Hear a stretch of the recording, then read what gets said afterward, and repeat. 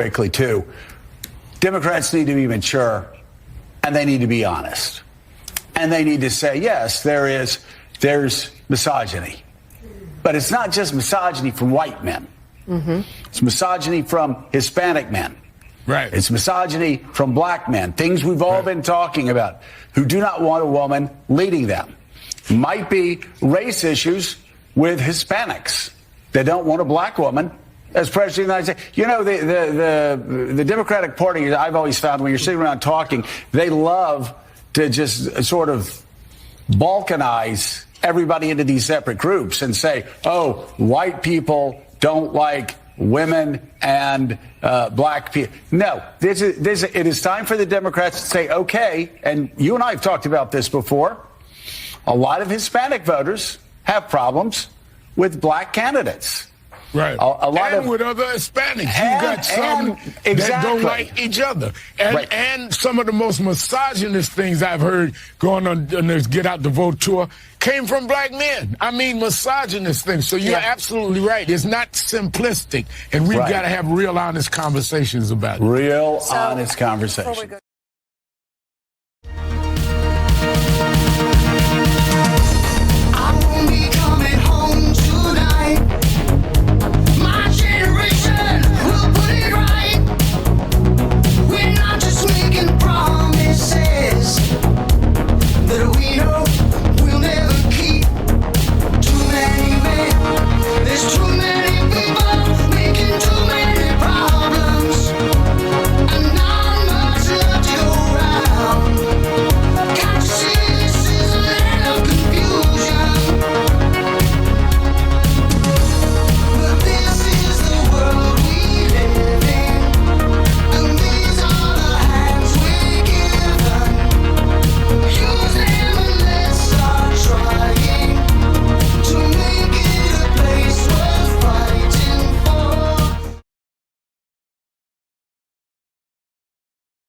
Yeah, I mean, it earlier on, it felt like a lot of gay people were being used as a punching bag, and then as a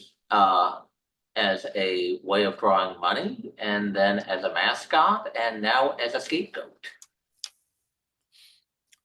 Basically, it's like, why do we need to stay in Afghanistan? Gay people.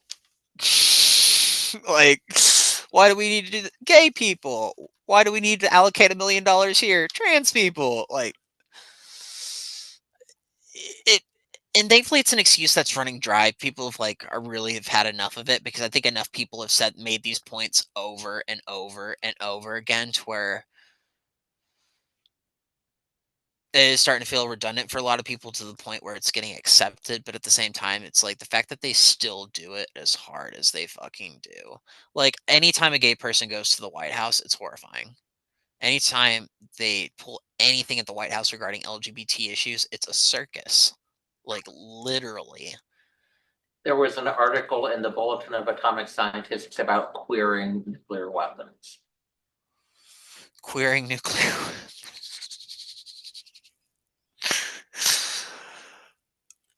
God, there's a joke in there, but it's just so retarded in itself, I just can't find it right now. Well, I'm sure they're going to talk about being a dirty, dirty bomb. Damn it. But the CIA apologized for their gay bomb idea back in the 50s.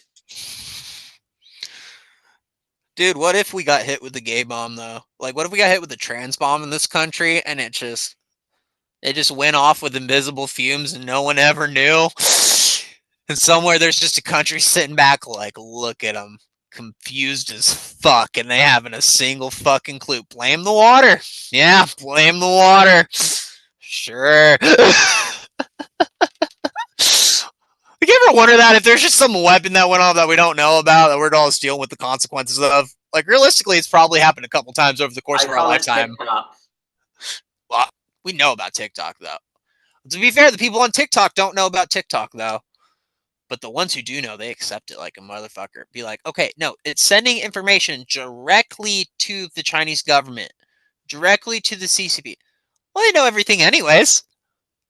They sure as fuck do with that attitude. And like, don't get me wrong. I'm willing to run my mouth about anything and everything on this goddamn channel, but it's like, I'm not gonna like be emailing this to fucking Xi Jinping or something, you know? It's just the willingness to give up freedom and free will in this country right now is staggering.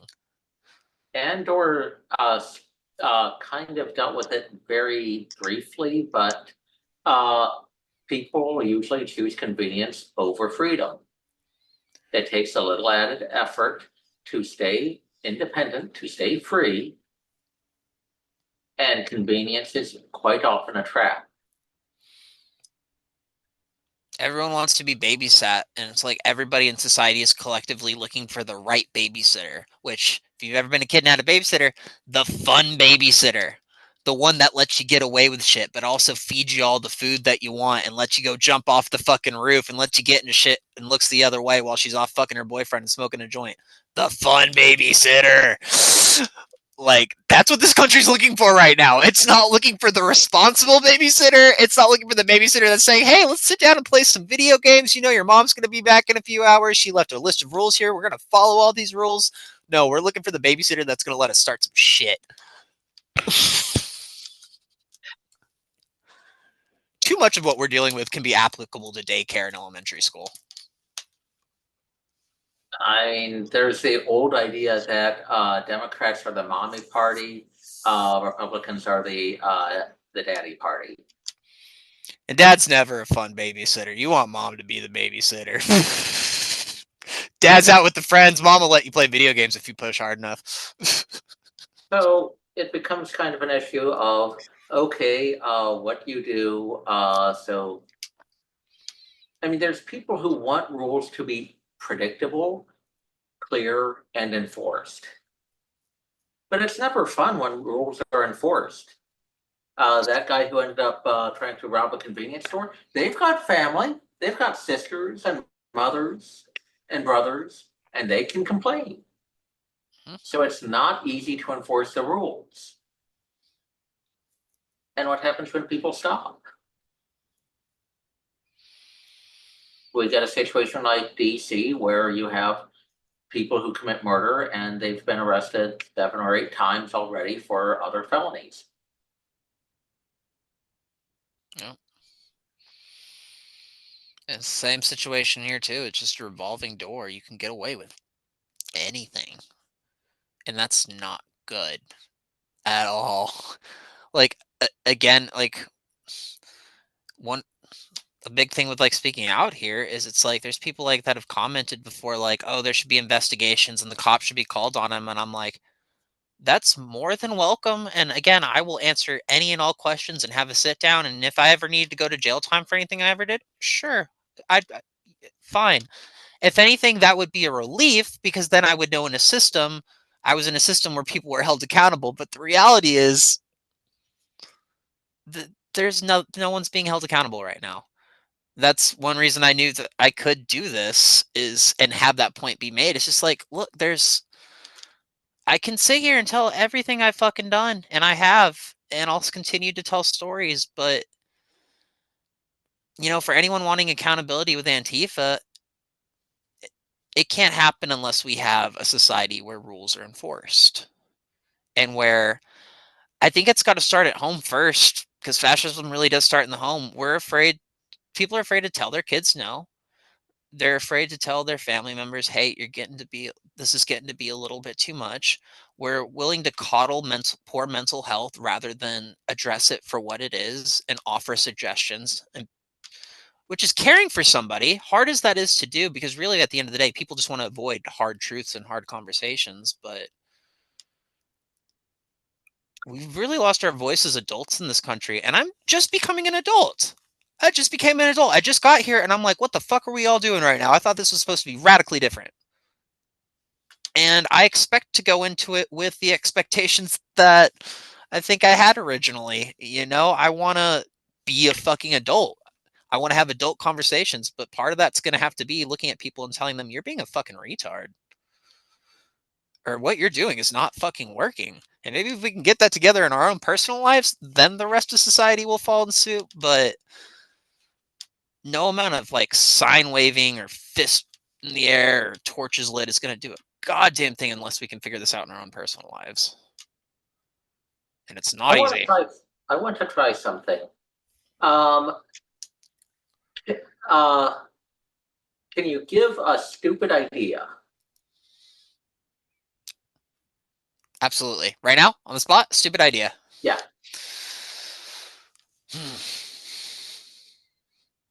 Okay, I got to think of a really stupid idea. You'd think this would be easier.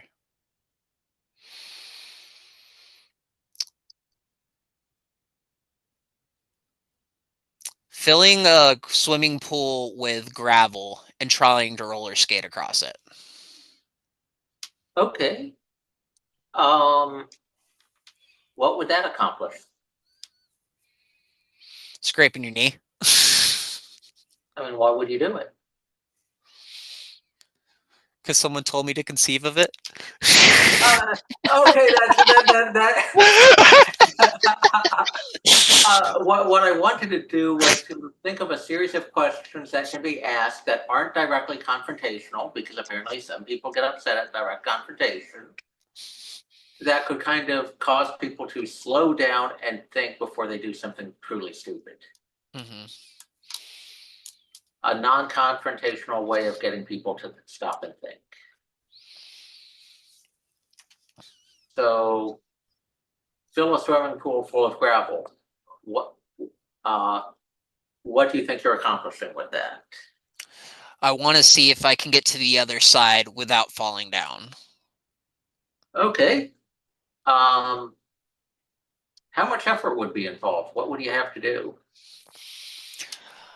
First, I'd have to buy a lot of gravel, which will cost a lot of money, unless I was willing to steal it from somewhere nearby, which I'm not going to do. So I'd probably buy some gravel, and then I would probably have to have either wheelbarrows or a bulldozer fill the pool with the gravel, only after draining the pool of water. And then after that, I would have to rake it and smooth it, and then buy a pair of roller skates, because I probably ain't done it yet by that point. And then...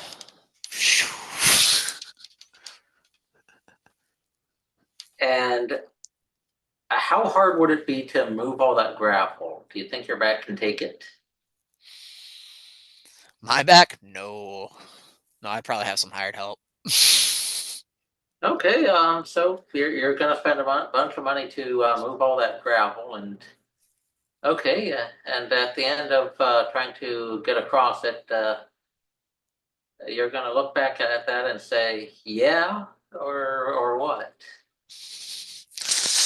Like, yep, I filled my swimming pool with gravel, and I scraped my knee. All right. Are you going to get that gravel out of there afterwards? Honestly, I would probably be too lazy to do it. It would probably stay there forever. And I would just leave it unaddressed. Okay, so there's really no way of easily walking back from that. Nope, just a hole filled with gravel for all eternity. All right, that seems like a workable plan, albeit maybe one that wouldn't be very useful if you want to go swimming again.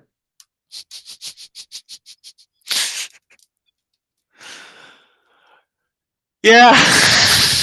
Can you imagine yourself asking those questions to someone engaged in something questionable? A lot of things as you were saying that. Teresa, I'm laughing. I'm thinking Antifa, like, and I think that kind of draws a parallel where where you're like, what would you do with it? And I'm like, I'd probably just leave it there. Too much effort to fix it, not think about it. That might be what a lot of people are doing with a lot of things. Yay. Yeah. No, that's actually... It's easy to do the stupid thing. It's easy to get excited about the stupid thing. But it hurts once you do the stupid thing, and then... I mean, in Oregon, is there kind of a culture of don't think about what you'll do after that thing, just get excited about this thing and not think about anything else? I mean, you're not going to go to jail. You could still get food stamps. Even if you're homeless, there's still somewhere to go. Why would you worry? I mean, unless you care, like me, like having a husband and having my pets and having my family and having my goals and having this and having my dreams. I have something to care about, which makes these things scary, which means I have to think about things, but knowing what it's like not being on that side of things, people just throw themselves around all over town, and that's why like a lot of people like myself have so many like different adventures and misadventures and know so many people and like can tell just as many stories as I can, because when you don't have that sense of caution, you're just all over the place doing whatever.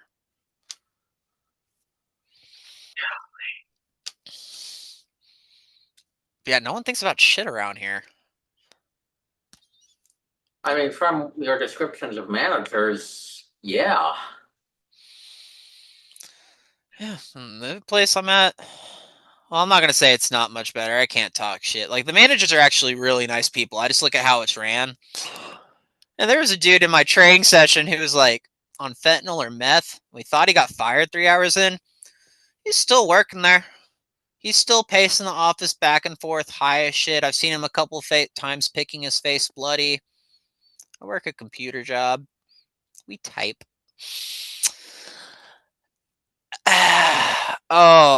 Face bloody. Isn't that more meth behavior than fentanyl behavior? It's such a mix up here. If you're doing fentanyl, you're doing meth too. Okay. That's kind of what I've gathered from what I've seen. But oh man, talk about woke workplace. Again, I can't give out too much information until after I'm gone, which I will be in a few months, and then I will talk some wide open shit. All right. But there's a transgender manifesto tacked to the cubicle behind mine, I realized the other day. Oh, if I did. Because giving people osteoporosis early is great.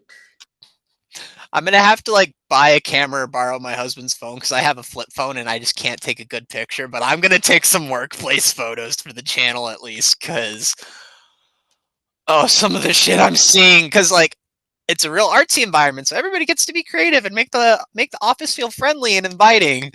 So their version of friendly and inviting is just overtly gay commie shit. Wish I could say more. I'll just say I'll have some pictures shown in a manner that doesn't show where I work, because I'm genuinely not trying to start shit, and I think I do have NDAs that I've signed. Maybe they don't explain anything to you getting hired, but I feel like I need a meme of Lenin looking down and saying, I didn't start a revolution for this. I think we have a Lenin bust. I think there's a head of him somewhere in the office. What? I can't be sure, but I'm pretty sure I've seen it. There's been so much shit. Okay. Yeah. Okay, I'm gonna have to listen through this and edit it to cut it out anyways. All when right. I used to work this job remote, I'll keep all that other shit, but when I used to work that job remote, people would check in through Discord to the online remote job with a hammer and sickle. We are working the fucking approval polls for Kamala Harris right now, Cyprian. I can't imagine that skewing anything. We're calling only Democrats, Cyprian. Well, it is Oregon. Well, yeah. And if you have any leanings towards independent or RFK, you are off the fucking survey. Booted, gone. This is ride or die for Kamala. And oh my god. I mean, again, I'm pretty sure there's an India. I don't care. This is a failed industry. It is a failed industry. There are honest survey companies. But there's also been a big effort within the Democratic Party to solidify Kamala Harris as the Democratic candidate and to quell any opposition from within the Democratic Party. Mm-hmm. If she doesn't seem to be actually popular with independents, but the big push is to make her popular within the Democratic Party. Yeah. And So it's not working. It's the people who tell me they approve for Kamala, they all have the same quirk. They laugh. They cackle. They cackle when they say they're for Kamala, but the question starts with, do you strongly approve or somewhat disapprove of Donald Trump? You get like a demon laugh and you're just like, Jesus Christ. And every time I hear that laugh, I'm like, for. And then you get the Kamala approval. It's weird, dude. It's such a weird thing to hear. But like when I used to work this job back when Trump was running, this used to be the conservatives. The conservatives really were the ones who they hated surveys. They thought you were their enemy. How dare you call them with this survey? They would fucking talk shit. They would get murderous. Every gay respondent I have for the most part is a monster. My people have turned into demons, and it's like because like I have to sit there through their murderous like rants because I can only read what's on the survey verbatim, and after they say whatever they've said, I go, I understand. On to the next question, and then I read. It's all the gays. Like Trump supporters and the gays just flip flopped, and all the Trump supporters are super nice, even on the Democratic surveys. It's Twilight Zone. Yeah, it's been a profound. A lot of the traditional social laws of politics, like artistic people tend to be left wing, authoritarian people tend to be right wing. They're gone. This has been a complete change up of so many sociological expectations. It's become so nuanced, and again, this is like a purely left-wing building. Most conservatives, they get filtered in right out the gate. You know, even the ex-Antifa guy, he's like, I sensed it going in. He told me, he's like, I used to party with these managers, but he's like, knowing what I've come from and what I've been struggling with and what I've been paranoid about, he's like, I don't know if they're one of them. And I'm like, dude, if they're not one of them, they know one of them. So yeah, I'm like, there was a reason whenever he came to talk to me, I took him to the other side of the parking lot. I'm like, we're not going to discuss this near this building at all. And it just really goes to show, and the amount of whores and junkies and gender confused children that I work with who sit next to these whores and these junkies, like 17-year-old kid coming in with a cat tail and ears, you know, saying I'm he, they, and also I'm sometimes crimpled and sometimes not, and don't you dare ever question it, was the first lecture we ever got from her out of the training, unprovoked. You know, yeah, she was just like, yeah, so sometimes people wonder why I sometimes have it and why I don't. And you guys just all need to know that my disability doesn't just magically go away. It will always be with me. And I'm like, girl, you are 17 wearing cat ears and telling me you are he, him wearing hot pink. Something tells me you might not be disabled. And for what it's worth, she's actually one of the smartest employees. She actually does a very clear survey, does everything right, and can actually read. The other people, I have to sit and listen to them read because there's no training anymore on how to get them to actually read. So one of my favorites from this sweet woman from Louisiana, this sweet woman. Hi, my name is Call Research. We are calling you today. We are not trying to sell you anything. She can't even read the damn script, but she'll literally like space out her words like that.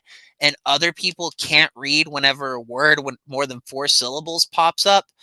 And meanwhile, I'm sitting here. Hi, my name is Joseph King, and I'm calling with Call Research. We're a national public opinion firm, and I'm just calling for so-and-so to and I'm just doing my shit. Thankfully, I can give a fake name so that I don't get screamed at, but the fake names they pick aren't even realistic. The British guy next to me, his name is John McCain, and the black guy behind me, his name is Kobe Black. What? Yep. Oh, boy. Because... I want to do a video on it so bad. I just have to figure out to what extent I legally can when this is all said and done. But it's a shit show. And again, I'm seeing our polls pop up on CNN, and I'm just like, If you only knew. These motherfuckers think a bunch of guys in suit and ties and button-ups are all sitting around and having coffee and talking about their wives and politics.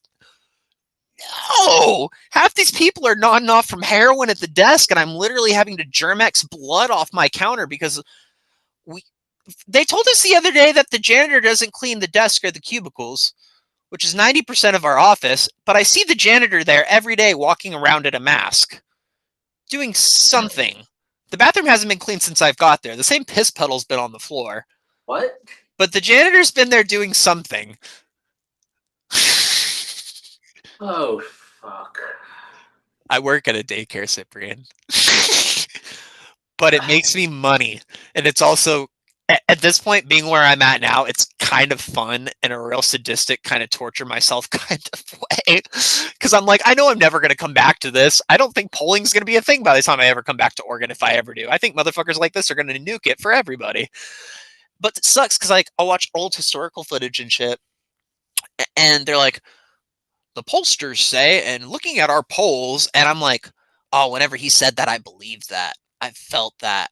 But now it's like, oh man, I got lectured. I said Kamala Harris the other day, and this black woman went off on me for being a Trump supporter. And are you just doing that because you're with Trump and this is a right-wing survey? And are you a freaking Nazi? And that is so disrespectful. I'm like, I'm so sorry, ma'am. Moving on. And then I would say the name right. And she's like, no. You need to understand that you are being disrespectful. And at this point, I've worked the job 4 times. And He I'm just wants to pick a fight with you.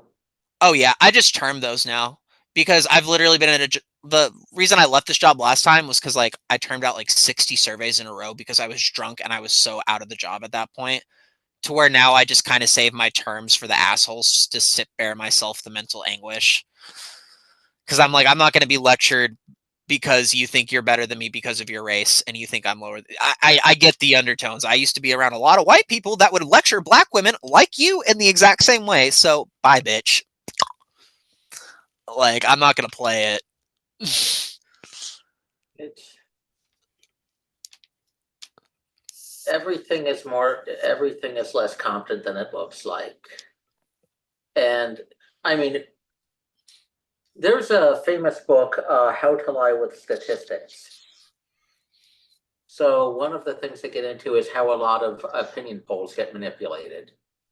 But there was a time in which opinion polls could actually provide useful information. And what you're describing is that they can't be collected in a rational way anymore. Mm-mm.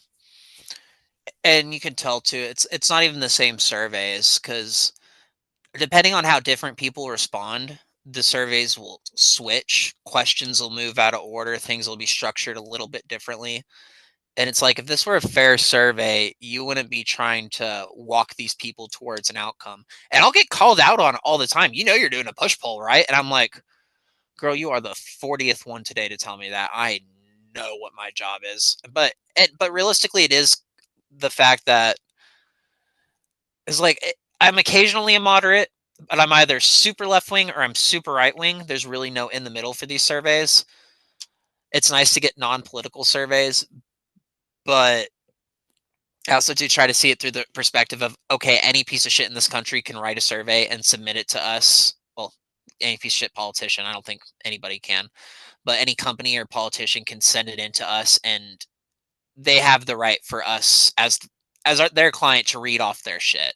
They can say whatever the fuck they want in here, but also to that degree, watching to what level it's being manipulated, it's just like, this isn't even fair at this point. And unfortunately, that's something that I can't just like sit there with a phone at my screen, you know, and like show that to the world. But as far as workplace dysfunction in itself, I feel like it's enough to just kind of be like, this is the imagery that I have to sit around with all day. But it's funny too, because like there's a sign on the bathroom door and it's a whole lecture on don't make fun of people for being in a different bathroom than you, know the transgender laws and da-na-na-na-na. And you get to the bathroom and it says real men lift the toilet to pee. I want to get a Matt Walsh sticker with him being like this, and I want to stick it on the corner of that. Just have it be my own little piece on the place. Have it last a day. I'm just like, the level of confusion here is astounding. Well, people in DC can't necessarily understand just how crazy things are on the West Coast. Well, they should know they're paying for it. We're the number one on the West Coast, my bosses tell me.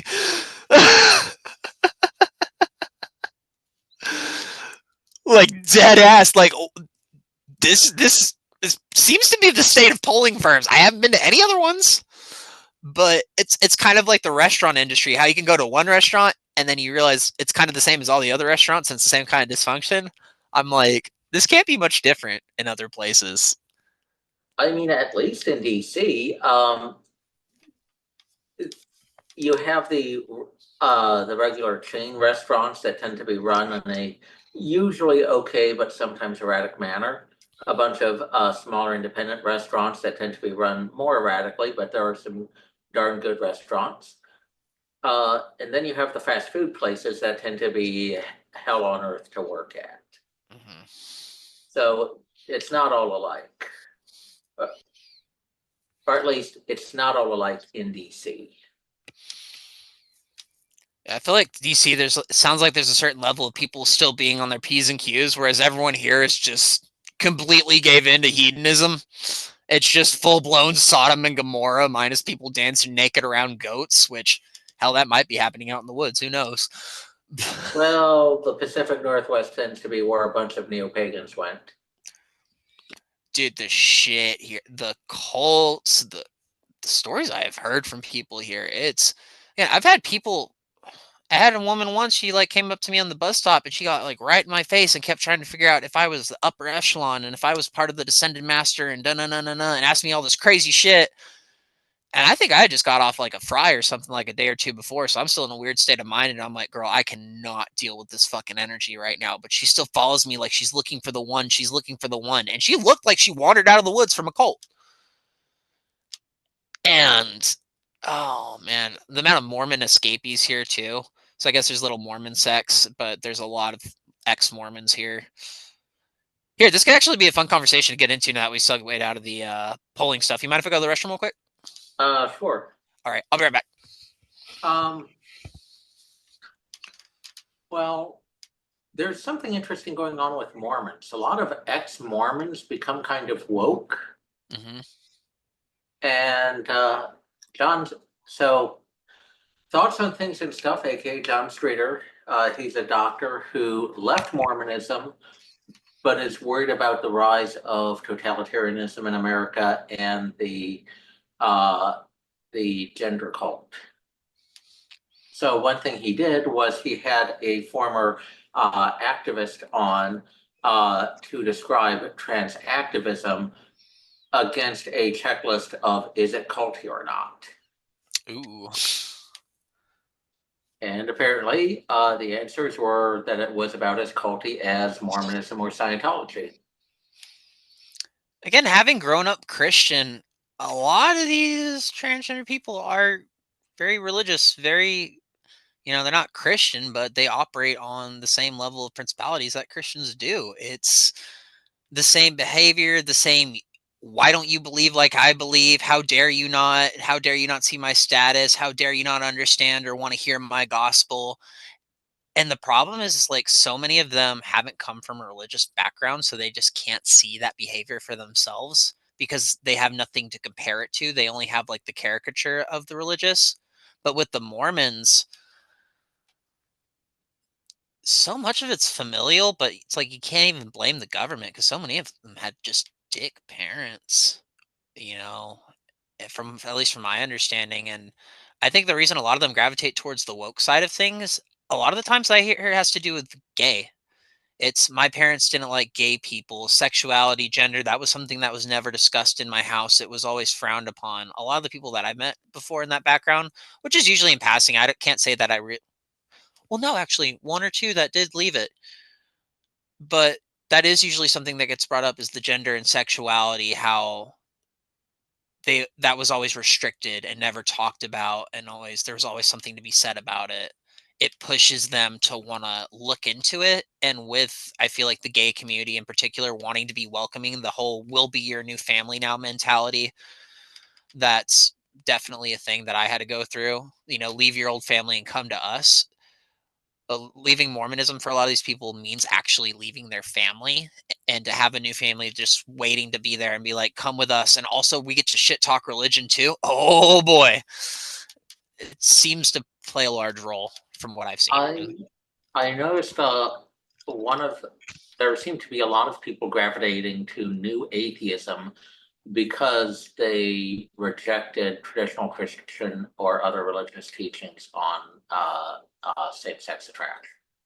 So when you say new atheism, are we thinking like Dawkins era, like the God delusion era? Okay, cool. So you said atheism plus earlier. What's the distinction from there? Does that just mean atheism in the modern day, or is that like we're ultra atheist and our super god of atheism is going to destroy all your gods? More the latter. I want to get the year here. When did this? 2012. Okay. So atheism was kind of a growing social movement, but it was mostly people congregating around an opposition to Christianity and Christian traditions in civic life, not really a clear statement of what people were for. Yeah. So there were already some social tensions in the atheist community. And there was kind of a disagreement between the calm, peaceful agnostics, the militant atheists, the we're just basically fans of Dawkins and a few other writers, and we just think he's a genius. So if he's an atheist, I'm going to be an atheist. The gay It's very convincing. I love The God Delusion. That was a great book. I believe in God and all that now, but still looking back, I'm like, great writer. Loved his points. He's definitely a smart guy. Whether he's right or wrong, that's an entirely different question. That's above all of us. I think that's the problem with the whole thing. You wouldn't be talking otherwise. So there were a bunch of people who were kind of atheists, but they became more militantly atheist because of Christopher Hitchens. So some of it was kind of a love of particular polemicists. Some of it was gay people who, your religion won't accept my sexual orientation. Well, then I'm against all religion. So that was the thing. How about accept yourself, sweetheart? Like, shit. Hard lesson I had to learn. It's just like people, I know it's easier said than done, but goddamn. I mean, it was a kind of heterogeneous movement until 2012. And there was a big tension of, okay, we know what we're against. What are we for? Christianity as a force in political life seems to be dying. What are we for? So a bunch of people ended up putting together an idea of atheism plus social justice. Ooh. Guess how well that went? Dickhead meets dickhead. Yeah. God, the level of. So people in the new atheist movement were already maybe a bit less inclined towards being agreeable than the general population.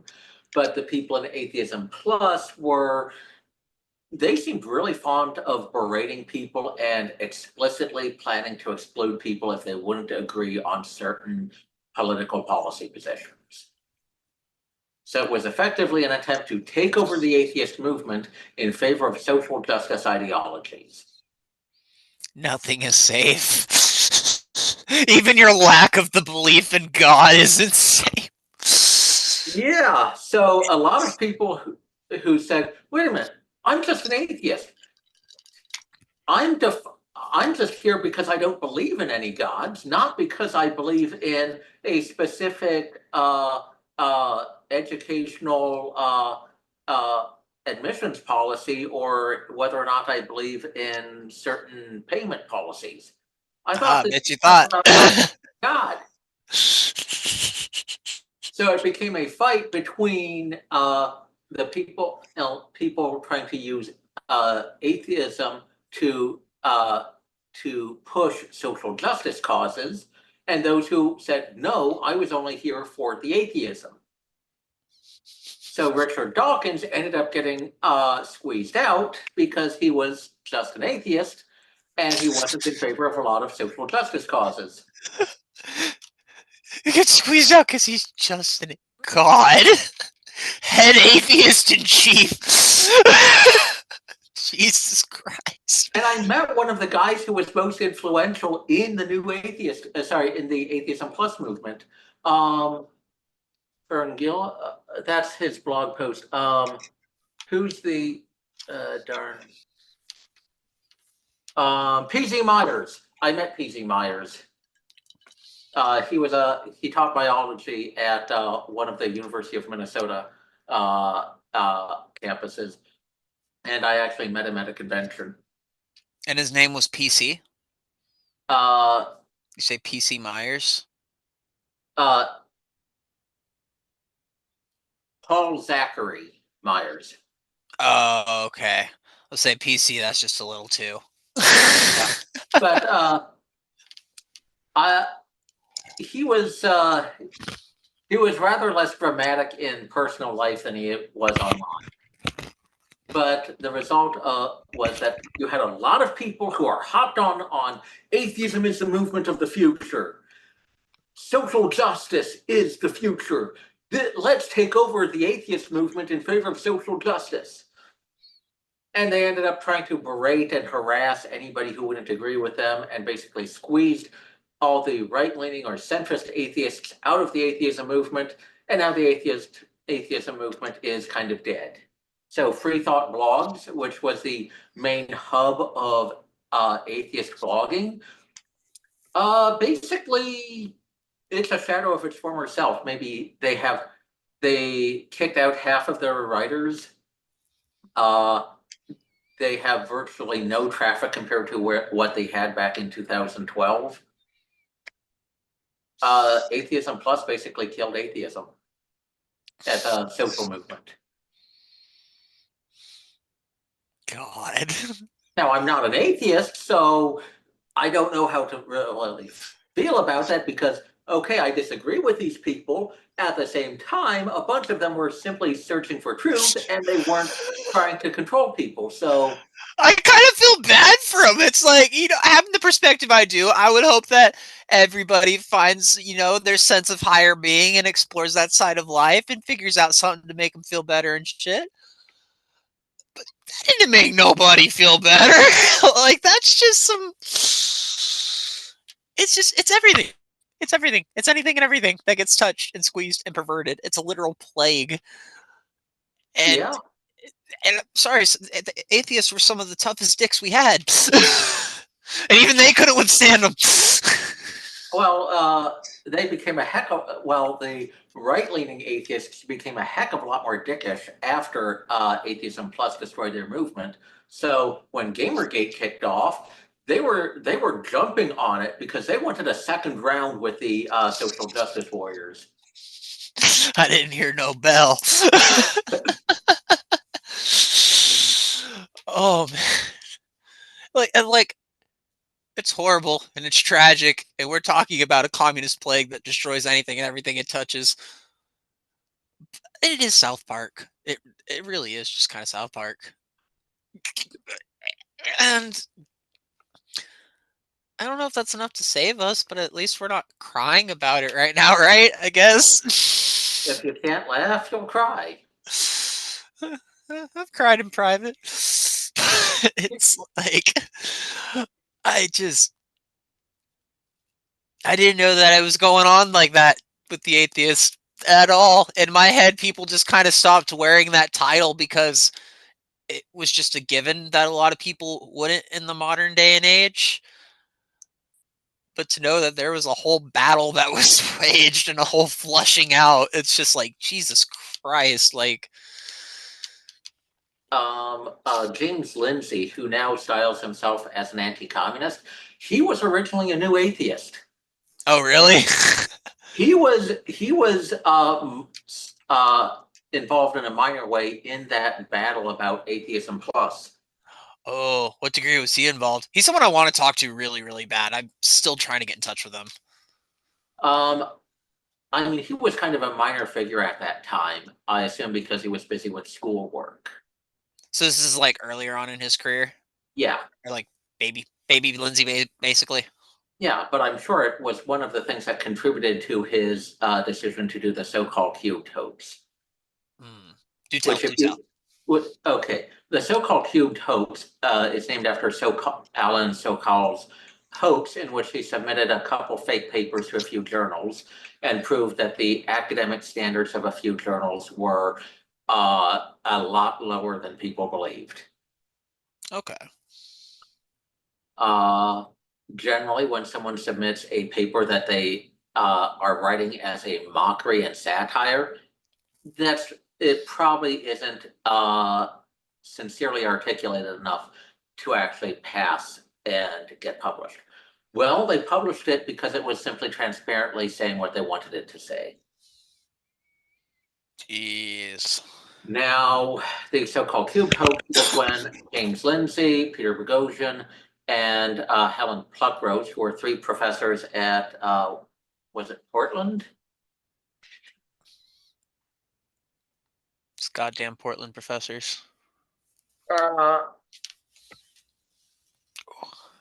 Okay, that's a different case. It doesn't really matter where they were, but the thing is they submitted a whole bunch of fake papers to a number of journals and got them published, including, most disturbingly, taking a big chunk from Mein Kampf, changing the labels a bit, and submitting it to a journal, and it got accepted. I think you told me this one right. Didn't they tweak Jew to like straight white male or something like that? Something like that, yeah. Yeah. Jesus. They're like, well, that's what we believe. Ew. There's a whole bunch of problems in academia, but I'm sure that some of them got motivated to dig into it because of the new atheism movement was heavily dominated by academics. And when some of them went nuts, that was maybe a clue that there were other problems in academia. If people who are supposed to be the most rational and academically gifted people go nuts, maybe these rumors of problems in other fields are more than just rumors. Like, these people have broken so many children, so many students, so many people who've come and gone who are just going to be carbon copies of these fucking professors because they've taught them this is the world. Because we now live in a world where don't make friends, live in an echo chamber online, socially isolate yourself because you have anxiety. And then this one human adult that you come into contact with is coming in pretending to be a goddamn fucking superhero for everything in the world that you want fixed, and then just imprints all of that onto you and says, go out into the world. And how many of these professors who are darlings of radicals are actually just spouting off BS because they don't want to get in trouble for other stuff they've done? Paul de Man was a Nazi collaborator during World War II. He was a pro-Nazi journalist. And there were other people in Belgium who resisted the Nazis, but Paul de Man wasn't one of them. He articulated Nazi ideas and justified their actions. So after World War II, he went into academia and he put forth a bunch of literary theories about how people use language that would have kind of exonerated him by saying, well, what I really meant to say was not round up and kill the Jews, it was something else. Trying to create that distance. Yeah. but a bunch of people ended up saying, these theories are great. Well, was he actually doing it because was he saying that because he believed it, or because it was a convenient way to avoid being held responsible for his actions? Yeah. And I don't know. Something I'm kind of grappling with right now is just like, to what degree are people trying to shield themselves from their actions in Antifa, or to what degree do they truly believe that what they did was okay, or what that they said wasn't true, or just spur of the moment? And the thing is like, the government and society and these professors and these psychologists, they're creating like just this web of language that's kind of doing just that, and it's creating permissions in the way that they like use PTSD and anxiety. I can't tell you this because of my PTSD. I can't behave or function properly because of my anxiety or my depression. You know, or I guess I'm trying to explain, society's making it permissible for these things to take place, and it's giving people the language to just kind of go on by like it's nothing, when in actuality calling for burning something down or the death of people or for the sacking or imprisonment of certain people does come with certain consequences. And Social language can offer excuses of things that people have to live with afterwards, but get trivialized afterwards. yeah, like I'm really struggling with it in regards to my friend. I posted the video about the clip video recently where my last connection to Antifa marched at most of the rallies with this person.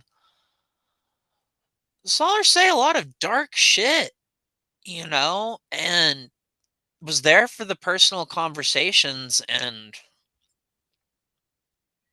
the distance that's been made. Oh, that's not who I used to be. You're just making judgments now based off of our past experience. And it's like, your past experience was calling for the end of Christianity, the burning down of jails. All straight white people were fucking monsters. Everybody who's a Republican was a piece of shit. And like, that wasn't all of who she was, but in those darkest moments and seeing someone where in those kinds of moments you see who they truly are. I'm just kind of sitting here like, you can't bullshit me on that demon I've seen inside of you, that demon I had in me. It's like, I'm really struggling with how I can walk away from that and feel so much guilt and feel the need to have to speak out and do something about it, whereas someone else, it's all the language and all the excuses and everything under the sun to say what I did was fine, and you're just looking into it too hard. And that I just have some new bias against the far left for some reason. And I'm just like, yeah, you had guns pointed at your face too. You saw people get brutalized too. You breathed in the smoke too. Your eyes watered from the tear gas. Don't how? It's because that if I'm gonna want this channel to work, that's gonna be the thing that I have to break, is to figure that out, because it puts people in such a different reality. But that level of reality has kept her from me being like, hey, detransitioners, have you been hearing about this shit? Just quiet. Hey, I got to tell you about what's going on with Antifa. Hey, this gender shit's getting crazy. Have you heard about this new law? And the more and more, I'm just getting met with more and more silence. And I'm kind of being perceived as like this enemy class, and like I'm betraying all my core values. And I even got told by her, I think at one point, something along the lines of, I forgot what I was fighting for, or I lost what the point of everything was. And I'm just like, basically that I forgot the mission. And I'm like, well, what are you doing? You're not even on a mission. You're just living an extreme radical lifestyle, falling apart, wondering why, when I'm sitting here saying, hey, I know why. Because you went through fucking hell, but you didn't come back. and you're still saying and doing all this nasty shit and making poor excuses for your behavior and locking yourself down in pointless polyamorous relationship after pointless polyamorous relationship, not finding a single fucking person to love you because you can't even love yourself.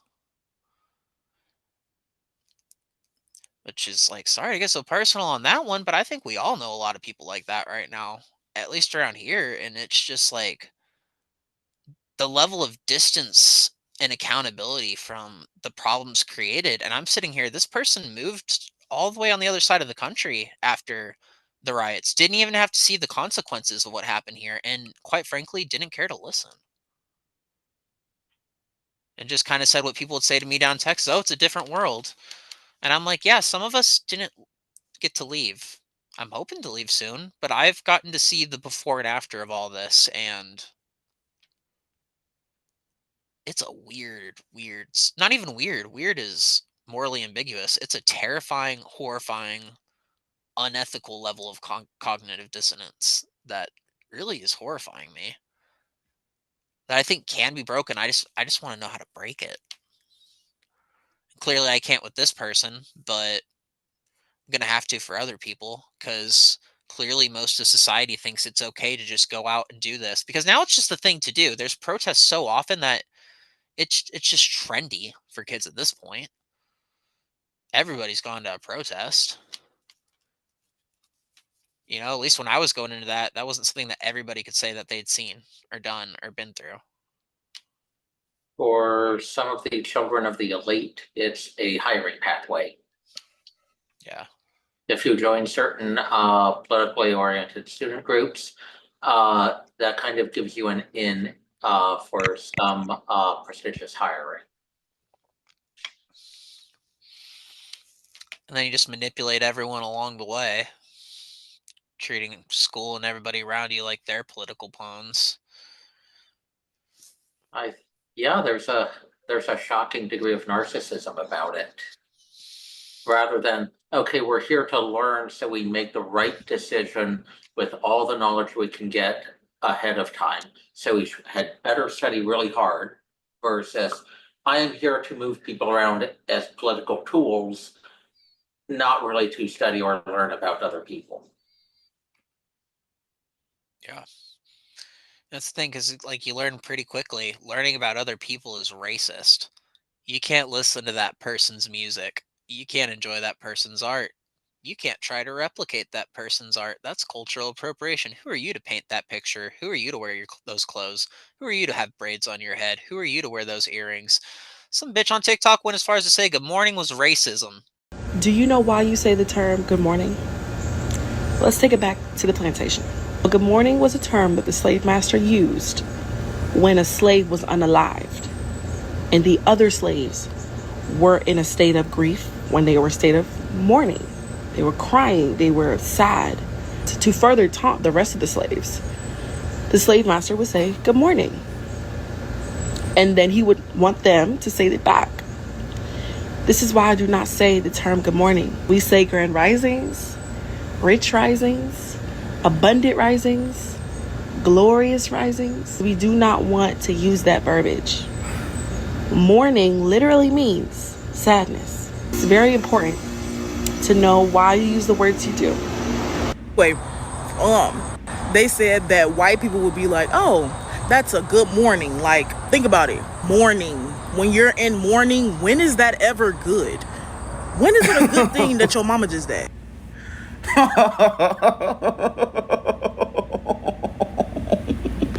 The slaves and sometimes chopping the children's heads off in front of them, and I might be getting dramatic at that point. But then she goes on to say, and they would wake up and shine the light in the slave's eyes and be like, good morning.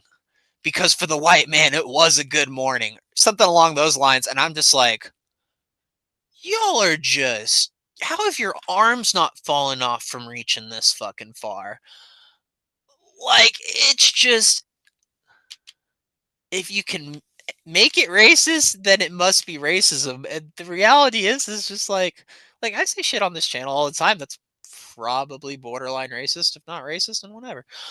Like, I have a slip of the tongue sometimes. I don't care. I don't microfixate on it because I know what it's like to overly microfixate on it. But it's like, there is a human degree of like we can kind of we're very prone to like making racial comments and noticing things about other people's race, which is a point that Black Lives Matter was really trying to hammer the point, except they just took it to the extreme of, oh, well, we all have this brutal innate racism that makes you want to fucking lynch a black man if you ever see him through your wide eyes. And they just took it to that extreme level. But I'm like, no, I think there is a part of all of us to a certain degree that does have a little bit of racism. And I think that the fact that the woke have tried to suppress it so hard means that it's coming out in really horrendous creative ways to where it's like accidental racisms. Or like, did you ever hear about the teacher? There's some teachers in California that tried to replicate a cotton picking field.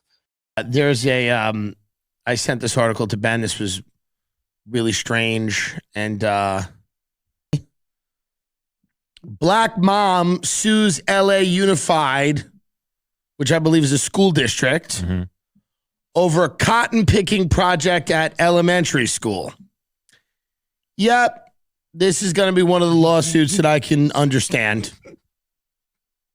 A black parent filed a civil rights lawsuit last week against the Los Angeles Unified School District and the Board of Education, saying that a cotton field was set up at an elementary school in 2017 that was intended to teach students about the experiences of slaves.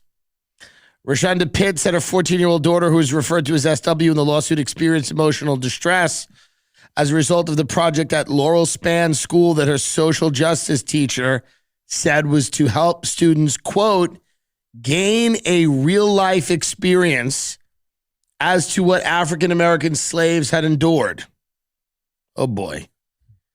The suit also names the school's then principal and social justice teachers defendants.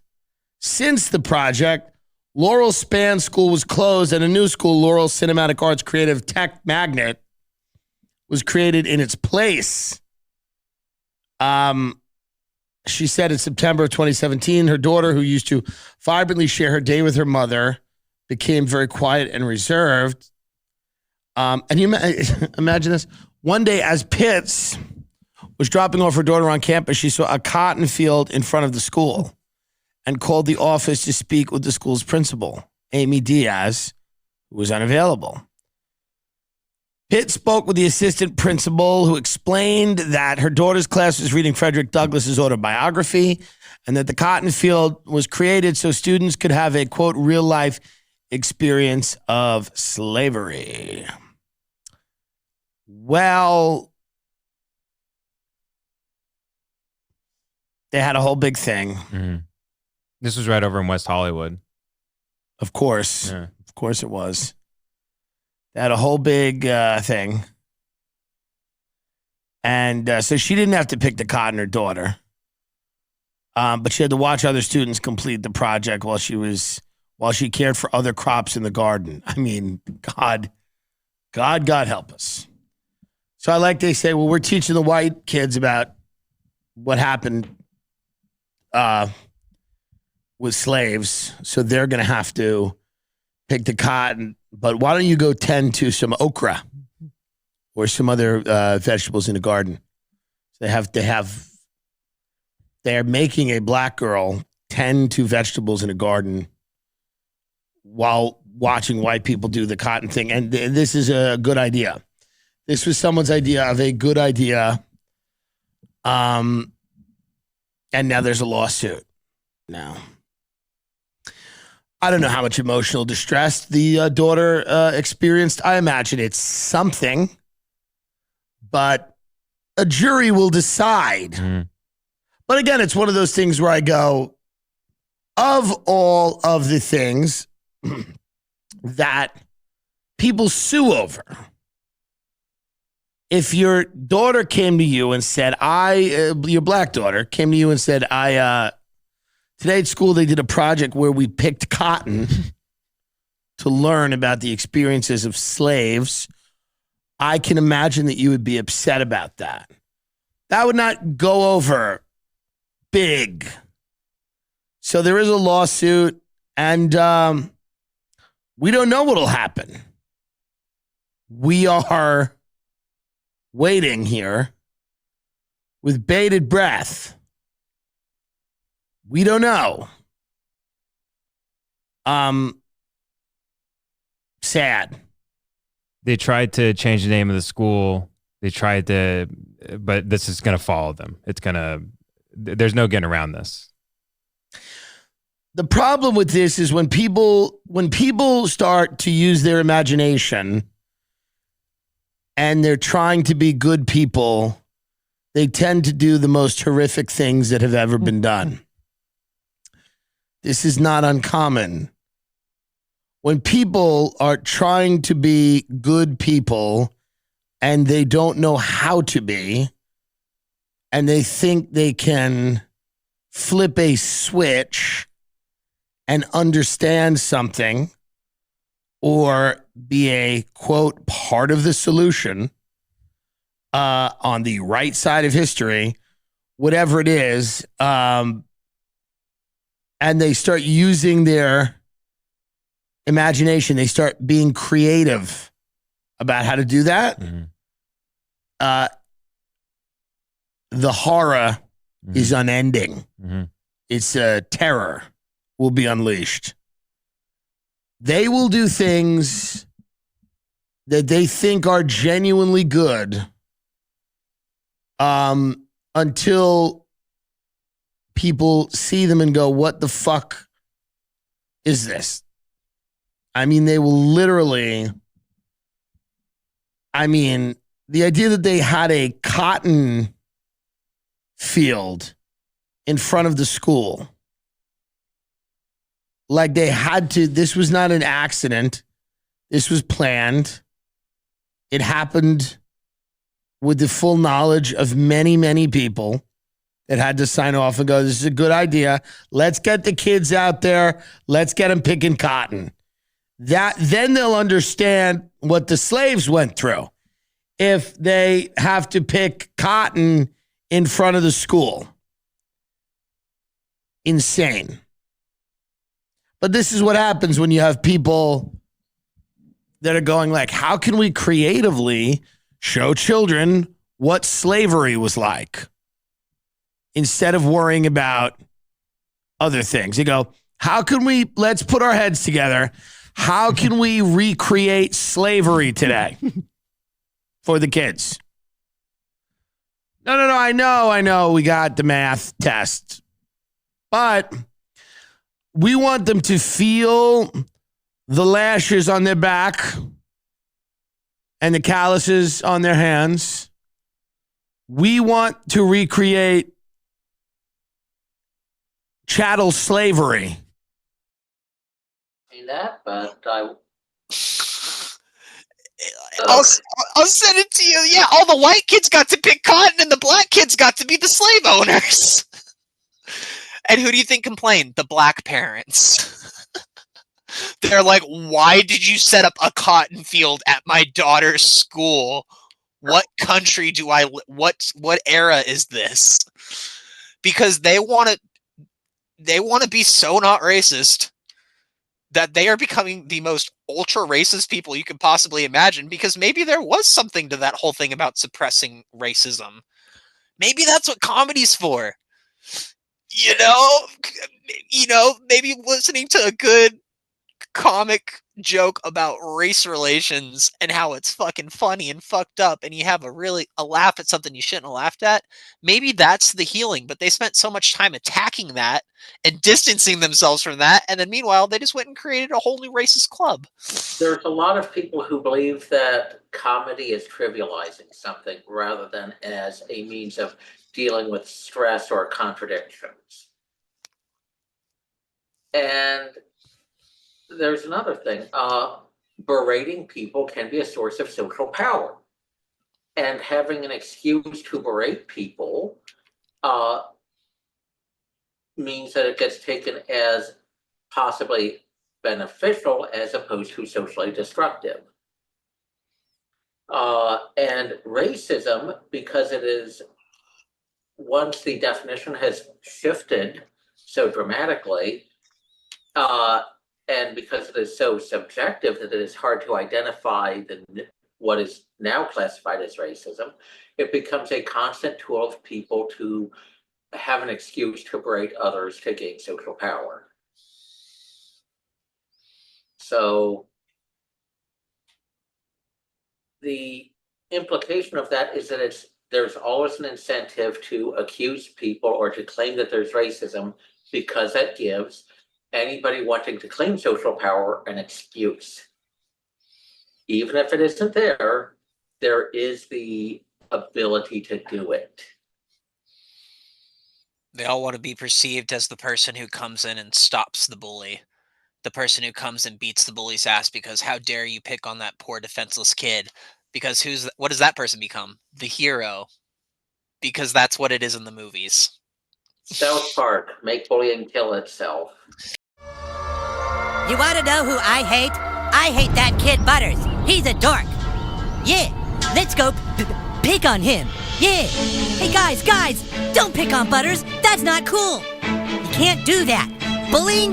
Did you know that in America, over 200,000 students every day are afraid to come to school because of bullying? At South Park Elementary, we're better than that. Come on, let's all put an end to bullying. Right now. 5, 6, 7, 8. Bullying isn't cool. Bullying is lame. Bullying is ugly and has a stupid name. For a healthy world, bullying's unfit. And I think I know what we should do to it. Do to it. Let's all get together and make bullying kill itself. Bullying's an ugly thing. Let's shove its face in the dirt and make bullying kill itself. Whoa, whoa, whoa. Oh, you like my body? Set the mood, let's play. You can touch me anywhere except the mouth of JJ. We can make it stop.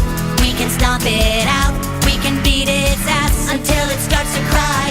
Let's gang up on it and tell it it smells, and beat its ass worse if it ever tells. If it ever tells. Let's all join together to try and make bullying kill itself. It'll be fun to see just how bad we can make it feel. Make bullying kill itself. Whoa, whoa, whoa. My heart said yes, yes, but my JJ said no. Trapped inside the darkness of my mind, I try to break free, the words are so unkind. Stupid, ugly, pansy, dark. Can I not do this, please? I don't want to do this. Make bullying kill itself. Oh yeah, I'm clipping it. So it's a temptation that works when people don't have a sense of perspective. I mean, how many people in modern America in 2024 understand what racism was like in, say, 1954? There are people who do. Mhm. But they were largely the ones saying, no, it really isn't that bad. You need to calm down. For a lot of people, they identify the worst thing ever as the worst thing that has happened in their regular experience, not in human history. Yep. And So the echo chambers have just made it worse. Yeah. The loss of perspective is something that caused the civil rights movement to go from fighting actually bad stuff like lynchings and discriminatory hiring to fighting for discriminatory hiring and high crime in poor neighborhoods, mostly filled with ethnic minorities. Give it a year, they'll be supporting lynchings. Yeah. So the loss of perspective makes it easier for people to engage in destructive or unethical behavior because they don't understand what the full implications of what they're doing is. I guess that's where I'm lucky because, like, even before the podcast, I loved talking to people because, again, that was the best part of Eugene, Oregon. When I first moved here, anyone on the streets would talk to you. Anyone who would ask for a smoke, which was like such a huge thing around here. I thought about like making a shirt that says, "Can I bum a smoke?" because it gets asked so often. But, I'd sit there and might ask for a cigarette or give somebody a cigarette, and I'll just be sitting there for like 30, 40 minutes learning about someone's life, hearing about somebody's day, learning this crazy thing that I would have never learned before, maybe hearing about this person's interest, maybe a dark story or two because they know they're never going to see me again, so they need to get this the fuck off their chest. Had a lot of those. Like, it gave me a real sense of perspective, but like, that's what going outside was supposed to be growing up for a lot of these kids. This is what, you know, I know a lot of kids feel this too. Like when I went to live with my dad and he was super abusive as hell in my last 3 years of high school, I wasn't allowed to go out and make friends. I wasn't allowed to go out and do the things. I had friends at school, and then I would like, once or twice I invited them over, and it became just like a huge awkward interrogation weird thing where I just felt completely uncomfortable. But like there is a sense of like, you need to let your kids go out and be fucking kids because you're doing a lot of social damage to them on the other side, because I think that did add to a lot of ignorance. On top of all the shit that I was seeing when I was living there, there was also other sides to life that I probably should have been seeing aside from living in a tattoo shop and seeing different gangsters and people. And it's certainly one avenue of life, and it's one I wouldn't trade for the world because, I mean, it's certainly not one that I would do with any of my children ever. But like, I don't know. There's just a need to control, I think, on the part of a lot of parents. And the hard thing is, what degree of control is too much and what control is too little? Because the job of parents is to prepare their children to become independent adults, capable of fulfilling all their social responsibilities and search for the good life.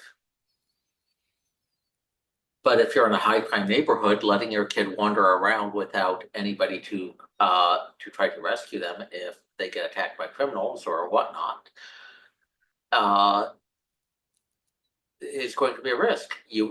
A parent in a high crime neighborhood has to give their kid less room to wander than in a low crime neighborhood. Mm-hmm. And it's all a balancing act because being a parent's work.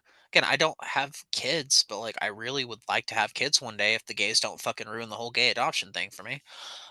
But like, I love watching parenting videos and psychology videos and all that because when that time comes, I'd really like to understand these things, and it is work. But the problem is we have a society that says, "Hey, go fuck, go have a good fucking time," and then it's just, oops, and then you're locked into a job that you didn't sign up for because it is a job. And then most people don't want to treat it like a job. They want to treat it like you're a dog in a cage or on a fucking leash and you need to stay right here and I need to see you at all times so that I know you don't get hit by a car and that you stay fed and watered, but goddamn, you're not going to leave my fucking sight. Or wander off and do what thou wilt and maybe get raped and murdered and go get some trauma and never feel like you can check in with me. People aren't very good at balance, but when you've got a lot of kids, it's kind of hard to be totally controlling of each individual kid. Mm-hmm. And it's like, can't try not to judge parents, but it's like, certainly for like, at least one of the ones I've had, and for some of the ones I've seen up close, it's just like, man, a lot of y'all parents right now, I'm sorry, I'm judging. It's because when kids are getting hurt like this, it's like, how can I not? And that's for so many parents in society. I'm sorry, it's the reason we have so many trans kids. So many of y'all haven't checked in with your damn kids that they're looking for a sense of identity and they're trying to join a club. Because they want someone to talk to them. Because they want someone to feel like they can confide in, who understands them. Well, the only kids that seem to be there for these crowds are the kids with parents that have checked out. And a lot of the parents that checked out, when you check out, your kids go and join gangs. Or they go and they join cults. Or they go and they fuck everybody and everything under the sun. And then they have kids themselves. And then they take what they learned from that parent and then they just push it off onto them. And they push it off onto them, and push it off onto them, and push it off onto them. And it's been happening for so long in this country that now we're like just the bottom of that barrel, it feels like, to where Sorry, the kids are retarded. A lot of smart kids out there, a lot of good kids out there. And if your kid's one of them and you're listening to this, your kid's not retarded, but the rest of them, they're retarded. And it's to no fault of their own to a large degree, but a lot of it is the parents, because a lot of the parents are retarded. Again, there's no other way I know how to put this but crudely. This is some stupid shit. And it's hurting the kids. But in DC, there's a lot of kids who are truant from school. DC has one of the highest school truancy rates in the country. Well, the thing is, it's not just truant kids hanging around the library and surfing the internet. It's truant kids hanging out with gang members and being enticed into doing criminal stuff by the gangs because there's lower penalties for juvenile offenders. Yep. And the first thing that, let's be real, when you're not going to school, what are you doing? You're either going to be the type of kid that's going to lock yourself at home in a dark room, or you're going to be out doing drugs and drinking. And if you're not doing that, you're going to be figuring out how to pay for your drugs and drinking that you will be doing later with you or your friends. So yeah, that's a quick invitation, or that's a quick introduction to criminal elements right off the bat. Because you're going to a dealer's house. Maybe that dealer's really cool. Maybe he's got an Xbox. Maybe you want to sit there and play some Xbox for a little bit while you get your fucking baggie together. Hey, you want to know, you can do something to knock a little bit off the price? That happens every day, all over this country.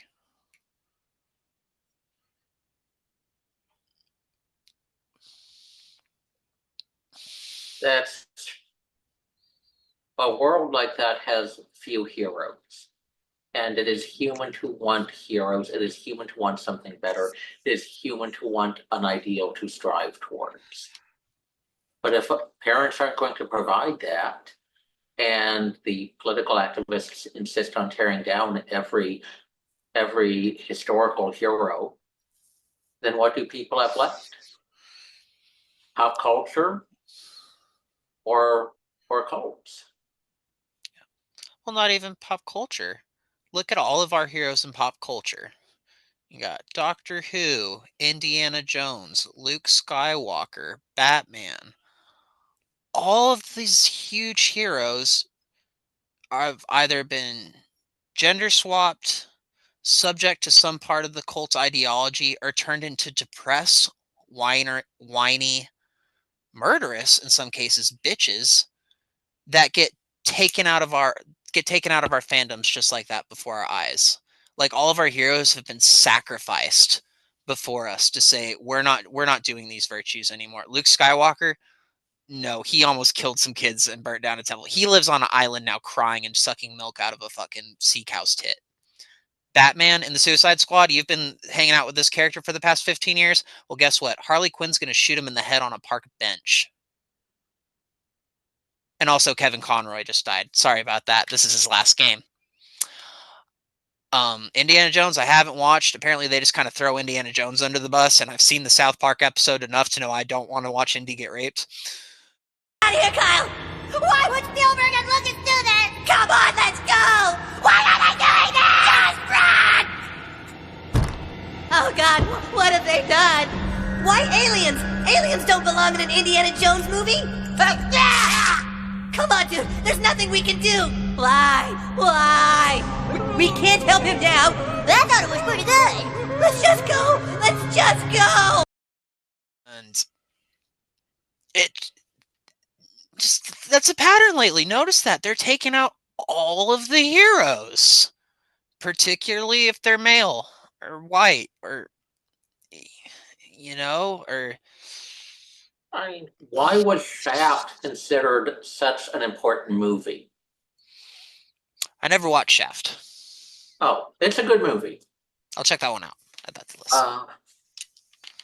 But it was considered important because it was a strong black male being tough and protecting his community.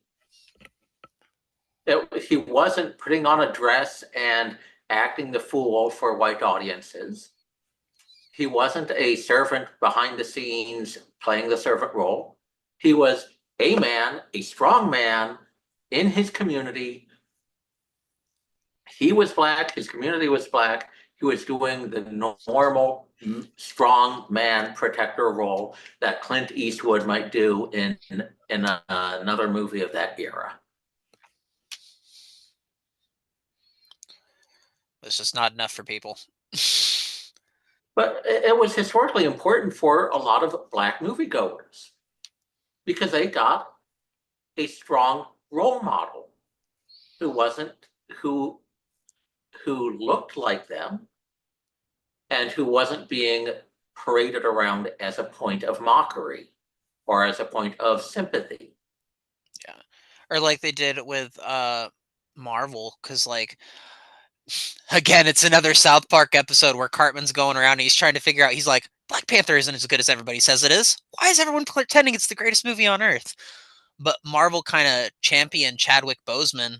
And, you know, I guess he had a past in movies and whatnot, but they kind of made it feel extra hard with how much they were about him. And then when he died, the way they just kind of continued to like profit off him and use his name after he died, and for Disney to say this man is basically the symbol of African American culture in the United States of America, and you will not dare question this. And now it just kind of like feels like, even though they like respectfully kept him out of the movies, it still kind of feels like they drag around his corpse to be like, see. A bunch of people from Africa were actually kind of confused at the Black Panther movie because it actually seemed kind of insulting. Rather than being a bureaucratically organized military, it just seemed like a bunch of random people trying to fulfill every stereotype Americans had about Africa.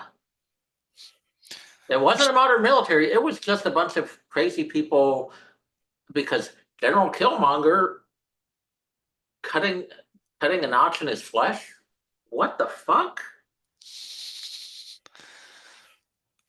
Man, and the fetishization too.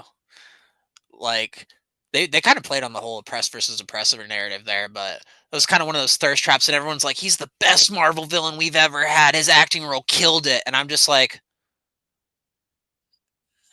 I mean, he had the equivalent of any Marvel villain in the first Marvel movie of any superhero trilogy. It always comes with the exact same level of energy, nothing bad, nothing great. But it makes me want to read the comics too, because I know that the movies and the comics are very far from each other, because the Marvel comics for a long time, at least in the 2000s up until more so recently, when you're watching the movies, DC is the really dark political philosophical one, and then Marvel's the goofy jokey one. When you're reading the comics, it kind of is flipped. I mean, DC is still really dark, but Marvel is really, really, really dark and really brutal and really realistic. So I feel like the comic depictions of Wakanda and Black Panther probably have to be significantly better than whatever they put in the MCU. As much as I love the MCU. I can't really comment that much because when I was a kid in the 1990s, it was the crazy expansion and the Clone Saga. So American comic books were kind of in a period of bad writing and bloat that simply kind of made me ignore it. Whereas French and Belgian comics were much more engaging for me. Okay. French and Belgian comic, what's that? I mean, Asterix and Obelix, Tintin, Valerian. Oh, okay. You can find translations into English, but the translations tend to be not quite as engaging.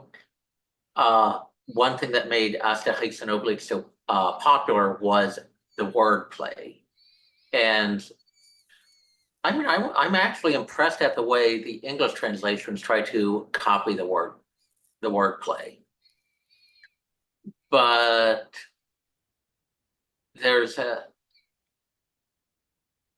kind of a different attitude towards comics from the French and Belgian tradition as compared to the American Marvel and DC tradition.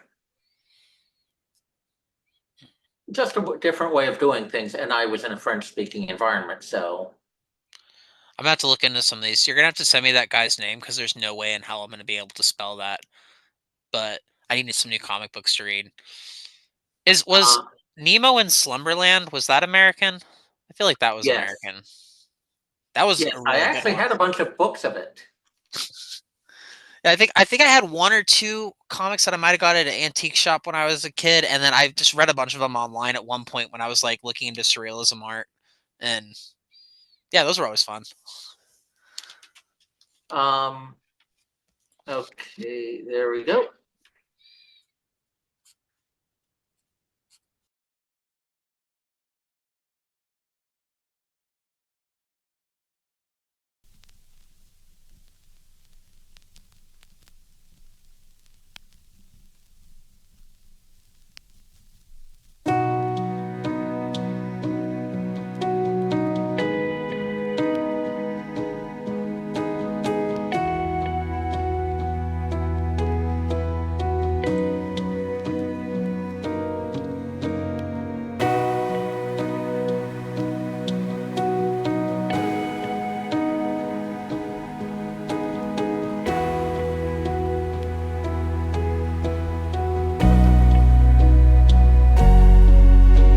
One of the oldest dramatic representations we know of is St. George and the Dragon. Dragon lives in the ground, chased there by heroes of a previous generation, now and then re-emerging. Kills people, right? These are skulls around its lair. Threatens the integrity of the community, like everything unexpected does. Hero comes out, slays the dragon, frees the treasure.